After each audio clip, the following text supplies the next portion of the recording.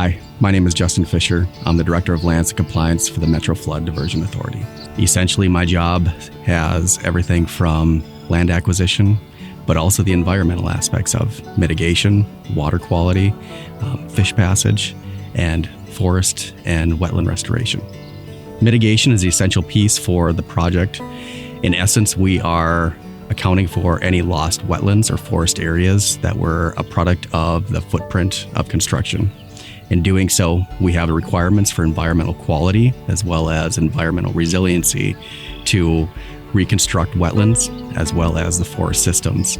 That way we have these in perpetuity, but not only for the ecological perspectives of the landscape, but also for future use from the residents of the area. Future use is really all about having a serene landscape, recreation, the ability to be around and in a natural setting that was potentially lost through the project footprint. As part of the project itself, we have over 170 acres that have been mitigated between wetlands and forests to date. But in doing so, every single piece of vegetated area within the project footprint is all going to be native prairie or native vegetation within that we will also manage. The greatest challenges that come with my job rely on the fact that every day is unique.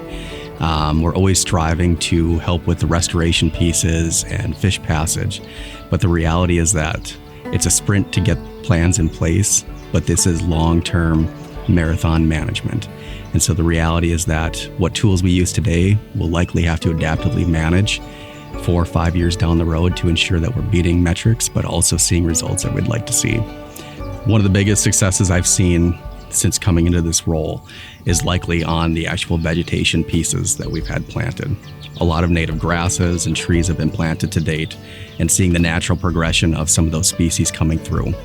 We continue to do weed management as well as managing for non-native and non-intended species, but the success is already starting to come through with our grasses and forbs. This is going to be critical because long-term, 2 or 3 years from now, we're only going to see more and more success through active management practices. So my history with the Red River Valley stems a lot through my wife and her family.